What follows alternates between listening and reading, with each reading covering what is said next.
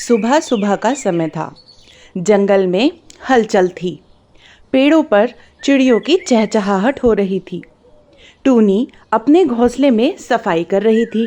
घोंसला साफ सुथरा और व्यवस्थित दिख रहा था। चिंकी उसकी मदद कर रही थी। माँ, हम रोज ये सफाई क्यों करते हैं? घोंसला तो साफ ही रहता है। मुझे लगता है कि यह मेहनत फालतू है। हम ऐसा क्यों करते हैं माँ? बेटा, सफाई सिर्फ दिखावे के लिए नहीं होती। ये हमें बीमारियों से बचाती है और सबसे बड़ी बात, ये हमें अनुशासित बनाती है। जो चीजें रोज की आदत बन जाए, वो मुश्किल नहीं लगती। तो क्या सफाई करना अच्छी आदत होता है माँ? क्या इसलिए हम अपने घोंसले को रोज साफ करते हैं? बिल्कुल, सफाई रखने से हमारा घोंसला मजबूत रहेगा और हम हमेशा तैयार रहेंगे। जंगल में कब बारिश आ जाए या तूफान, कोई नहीं जानता। दूसरी ओर कालू और चीकू अपने गंदे घोंसले में बैठे हैं। घोंसले में सूखी पत्तियां और टहनियां बिखरी हुई हैं। पापा, हमारा घोंसला इतना गंदा है, क्या हमें इसे साफ नहीं करना चाहिए?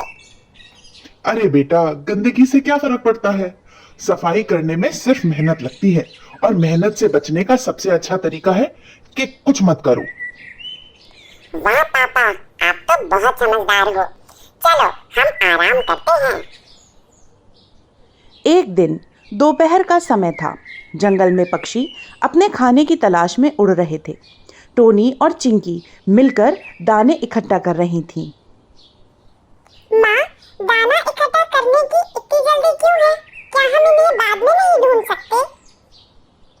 चिंकी, समय पर काम करना बहुत जरूरी है। अगर हमने अभी मेहनत नहीं की तो जब जरूरत होगी तब भूखे रह जाएंगे।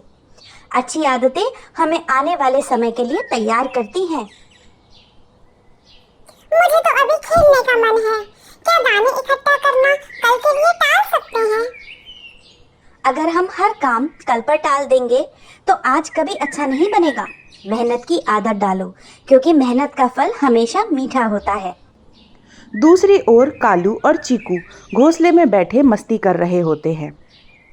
पापा, क्या हमें भी दाने इकट्ठा करने जाना चाहिए? देखो, चिंकी अपनी मम्मी के साथ दाने इकट्ठे करने गई है। मैं उसके पास गया था, बोला कि चलो खेलते हैं, लेकिन उसने कहा कि मम्मी ने कहा है कि अभी दाने इकट्ठे करने हैं। अरे बेटा, जंगल में दाने कभी खत्म नहीं होते। जब भूख लगेगी तब देखेंगे।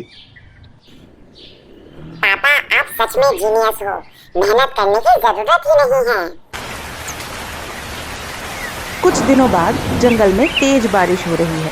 हवाएं चल रही हैं। टोनी और चिंकी अपने घोंसले में है। घोंसला साफ सुथरा और मजबूत है। टोनी पहले ही दाने इकट्ठा कर लाई थी।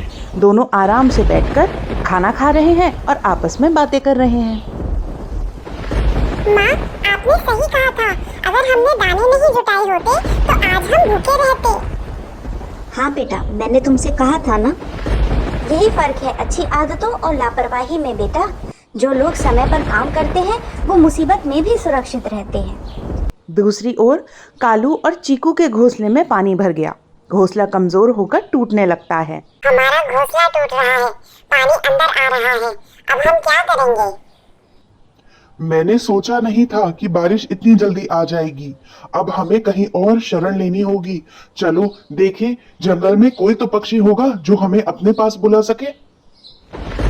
कालू और चीकू बारिश में भीगते हुए टोनी के घोंसले पर पहुंचते हैं। तब तक आप लोग मुझे कमेंट करके बताइए कि किशमिश को इंग्लिश में क्या कहते हैं, और ये भी बताइएगा कि आप लोगों को कौन कौन से ड्राई फ्रूट्स खाना सबसे ज़्यादा पसंद है।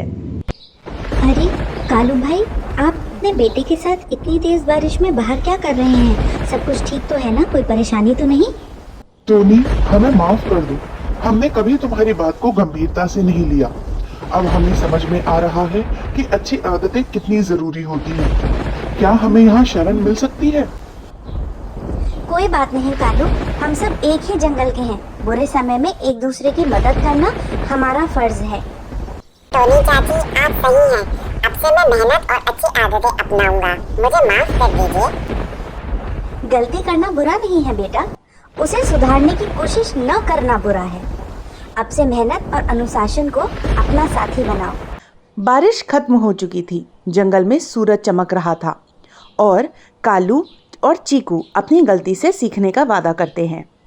टोनी, तुम्हारी मेहनत और अच्छी आदतों ने हमें सिखाया कि जीवन को सही तरीके से कैसे जीना चाहिए।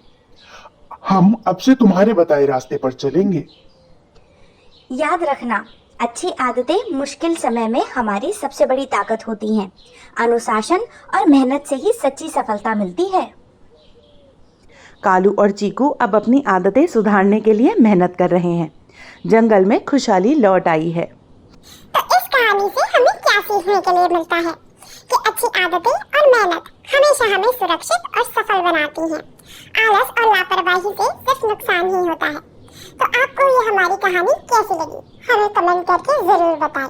साथ ही हमारे चैनल को लाइक, शेयर और सब्सक्राइब भी करें। धन्यवाद।